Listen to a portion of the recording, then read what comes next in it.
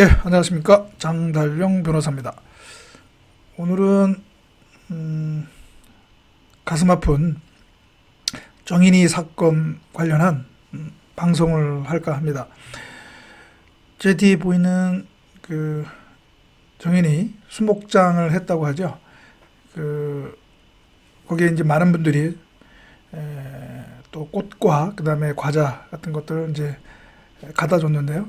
그 촬영한 사진 영상인데 정말 가슴이 아프더라고요. 저도 주말에 이 정인이 사건을 조명한 SBS 그것이 알고 싶다 방송을 봤는데 정말 너무 가슴이 아프고 정말 안타깝더라고요. 이게 뭐 직접적으로는 그 양 부모의 책임이 가장 크고요. 예, 뭐 직접적인 책임이 양 부모에게 있다라고 얘기할 수 있고, 그런데 또 하나는 이 유사 사건이 그 이전에도 일어났었고요. 여러 번 계속 이런 사건이 반복되는 것을 보면 이것은 사회에도 우리에게도 책임이 있다라고 볼 수가 있는 거죠. 아니, 볼 수가 있는 것이 아니라 그렇게 봐야죠. 예. 뭐 지금 일각에서는 경찰의 그 안이한 대응 얘기가 나오고도 하는데요. 그래서 아마 그 경찰 측에서도 서울 경찰 청장인가요? 그 국민들한테 사과를 한 것 같은데, 그다음에 양천 경찰서장은 뭐 대기 발령한 것 같고요. 정말 다시는 이런 일이 일어나서는 안 돼야 된다고 저 생각을 하고요. 근데 이거 관련해서는 한번 근본적으로 한번 여러분하고 한번 고민을 한번 해보고 싶은 주제가 있습니다. 뭐냐 하면 바로 이제 체벌 금지와 관련한 것인데요. 신체적 뭐 폭력이라고 얘기할 수 있겠죠, 체벌. 그런데 이제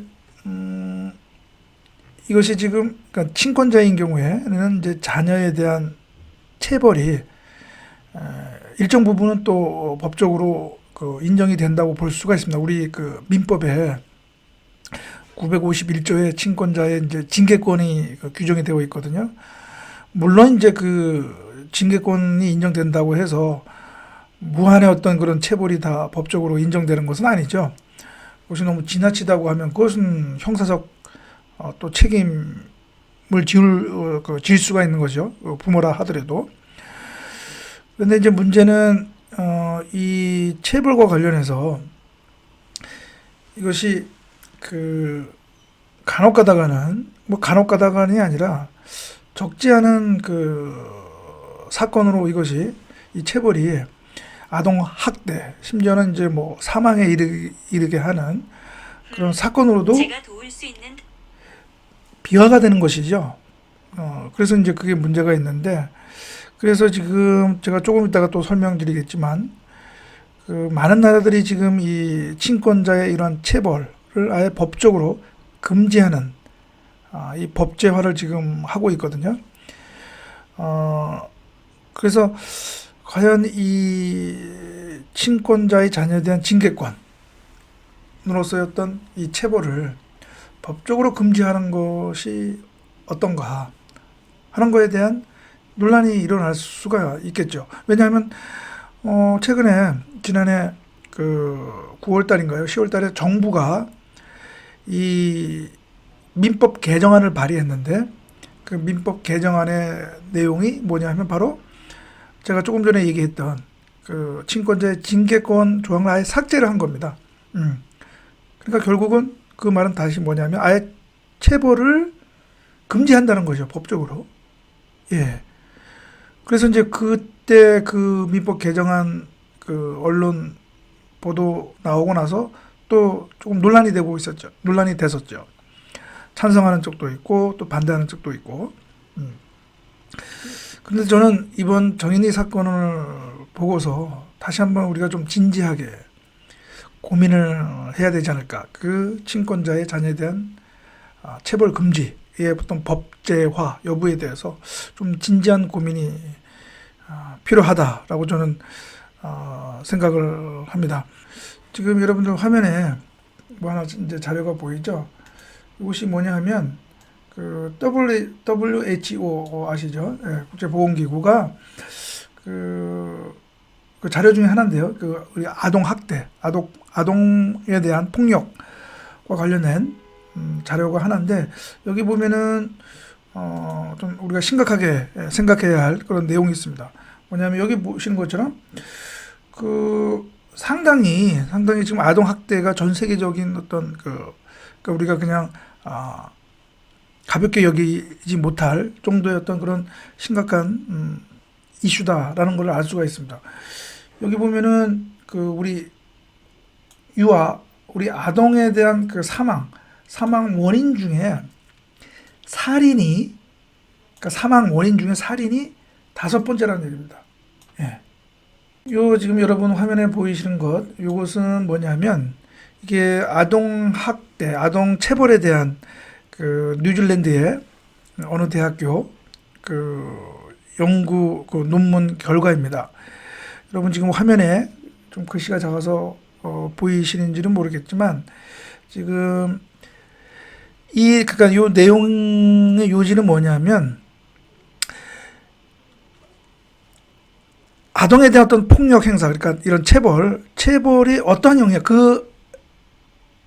아이에게 어떠한 영향을 미치는가, 사회적 영향을 미치는가, 장기적으로 그것을 지금 밝히는 논문이거든요. 여기에 보면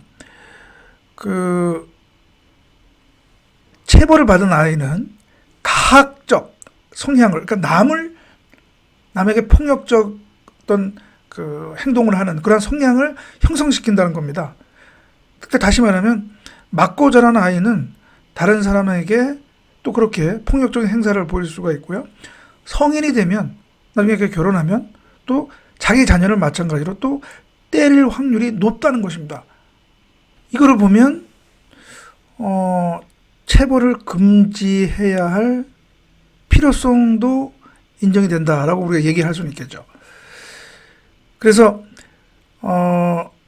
이 WHO도 그렇고요. 그 다음에 또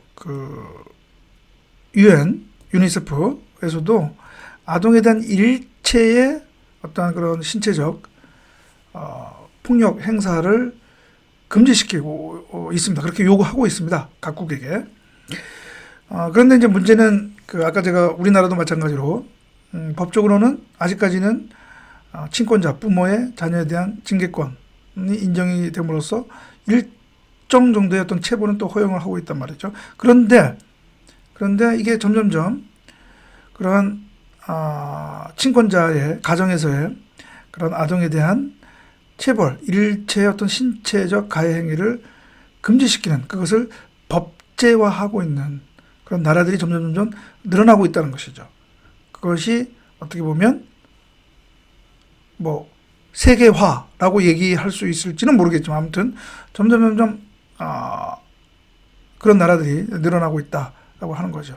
그래서 어느 자료에 따르면, 지금 여러분 화면에 보이시죠? 이게 뭐냐면, 지금 현재 가정을 포함한 아이들에 대한 일체의 어떤 그런 체벌을 금지하도록 하는 법제화한 나라들 리스트입니다. 여기 보시면 쭉 나와 있죠. 작년에 바로 일본이 그걸 법제화했습니다. 예, 법제화를 해가지고 그런 친권자, 부모의 징계권으로서의 어떤 그런 체벌을 하지 못하도록 그렇게 했단 말이죠. 그래서 쭉 보면은 지금까지 총 법제화한 나라는 한 60여 개국에 있습니다. 그러니까 적은 숫자는 아니죠. 그리고 또 미국 같은 경우는 이제 연방 국가다 보니까 각 주마다 조금 다른데 점점 그러니까 학교에서의 그런 어떤 체벌 금지는 거의 다 모든 주가 다 법제화했는데, 가정에서의 어떤 그런 부모의 자녀에 대한 그런 징계권과 관련해서는 어떤 주는 인정하기도 하고, 또 어떤 주는 인정하고 있지 않기도 하더라고요. 제가 확인해 보니까. 그러나 이제 점점 징계권, 즉 체벌도 금지하는 그런 주가 늘어나는 것 같더라고요. 그래서 이러한 경향을 보면 우리도 그 친권자, 부모의 자녀에 대한 체벌 금지도 좀 적극적으로 검토할 필요가 있다라고 생각을 하는 것이죠. 그래서 아까도 얘기했지만 정부안으로 이 민법 개정안, 친권자의 그 자녀에 대한 체벌을 금지하는, 즉 징계권 조항을 삭제한 민법 개정안이 이제 발의가 됐고 지금 이제 심의 중에 있는데 국회에서 좀 우리 사회도 요 사항에 대해서는 좀 진지한 어떤 뭐 토론이 있어야 되겠다. 꼭 체벌이 아닌 다른 수단으로 아이들을 교화시키고 교육시킬 수 있는 그런 어떤 방안들을 개발해내고 생각하는 것, 그런 것도 더 우리가 필요하고, 그리고 이러한 뭐 정인이 사건이 꼭 부모의 체벌 금지 여부와 꼭 관련된 것은 아니지만, 그러나 항상 그러한 또 그 체벌의 어떤 위험성이 있다 라는 것을 우리가 생각할 때 조금 더 적극적으로 우리가 생각해 볼 필요가 있다라는 점을 말씀을 드립니다. 예, 그러면 오늘 방송은 여기서 마치고 또 다음 방송에서 뵙도록 하겠습니다. 감사합니다.